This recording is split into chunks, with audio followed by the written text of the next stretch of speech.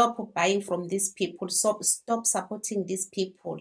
Into ezobenza ukuthi bahambe nalabo abagolozile beyitolo yikho ukuthi singabasupporti singathengi kubona. Kuyajabulisa esibona kwenzeka namhlanje, kuyajabulisa izinto esibona zenzeka eSouth Africa. All thanks to abophakela umthakathi ongizwe oJacinta na wonke ama-patriots oXolani Khumalo oVictoria Africa. Siyababonga bonke omeya naSiphi Moyo abantu abalwela izwe. Kodwa-ke guys kunento lento engiyiphosta la njengamanje engangiphathi kahle about izitha ukuthi khona abantu abatrya by all means ukuthi bamoshe lento enhle eyenzakalayo.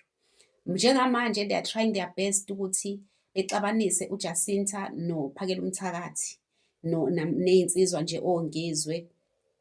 Izinto engiyibone kuFacebook azingijabulisanga zingiphathe kabi. Cause njengamanje uhlangana kwaphakela umthakathi nopresident noRamaphosa akekho umuntu ongakwazi. Ivideo is there kade ngiyiposta nje in the morning. This morning kade ngiyiposta ivideo uphakela umthakathi lapho ayesho khona ukuthi abafuni ukusubmitha imemorandum kunoma ubani. Imemorandum yabo bafuna ukuyisubmitha kuye ngqo upresident ngoba abasekho sure ukuthi uyawathola khona umtshelayo ngalezi ikhalo zabo. So sebefuna ukunika yena, bafuna deputy president, abafuna mayor, bafuna yena ngqo. Nangempela-ke kwenzekile lokho, they met uRamaphosa wahlangana nabo uphakela umthakathi nongizwe. Njengamanje izinto engiyibona la kuFacebook lezi engiposta la oyibonayo ukuthi abantu bese bekhuluma ukuthi i-betrayal, why uphakela umthakathi nongizwe beyohlangana nopresident without knowledge kaJacinta. And uJacinta mayiphendula la bembuza ukuthi why beyohlangana nopresident ubuwazi yini. uJacinta uthi no, I didn't know, I was not aware, I just saw it on social media leyo nto.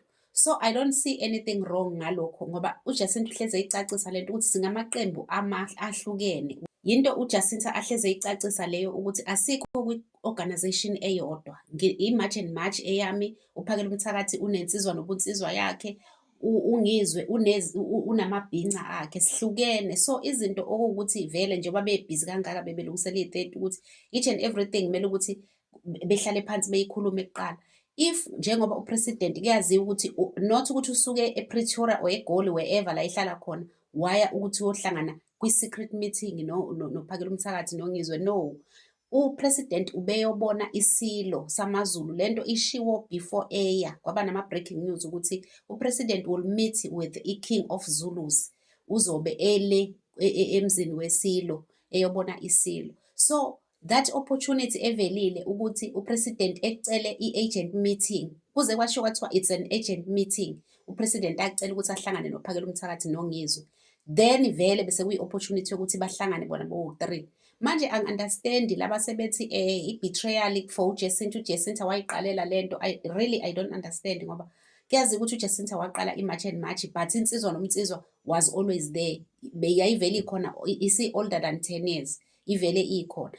Because bona amadoda, they decided ukuthi asikwazi ukuyela intombazane usisi wethu ahambe ayolwa impi yedwa. Thina we will take over, yena uzoza ngemuva as obhuti bakhe, sizohamba phambili. Yena eze ngemuva, akakwazi ukushawa abantu or adutshulwe abantu, sikhona thina abantu besilisa. And vele sonke as South Africans sasi-complain ukuthi how can omama belide impi kube yibona manje abalwela izwe, obaba bekhona. Then uPhakela Mthakathi decided ukuthi uyeka yonke into uyojoyina ukuthi alekelele ukulwisa uJacinta lento. They became one. Nawo wonke ama-organization, njengoba sibona ngisho Sihle Sibisi ne-organization yakhe iKwanele Mfundisi, sibona wonke amalokhuzana oPut South African First, nawo wonke ama-ground forces lawa amanye kuhlangenwe bayinto eyodwa nje njengamanje kukhulunywa in one voice. I don't understand. And guys, the reason why I said even though kungelona usuku oluhle lokukhuluma izinto ezinjengalezi ezibuhlungu, usuku lwenjabulo lolu, usuku loku-celebrate, but nje ngoba ngiyazi ukuthi lento izoconvince abantu abaningi, because abanye abantu it's easy for them ukuthi beconvinceke, balutheke. Ukuthi ungalingi uvuma abantu uzwa abantu bekuconfuse ukuthi manje ubuke ukuthi how uPhakela Mthakathi usebetray uJacinta. Akazange ambetray.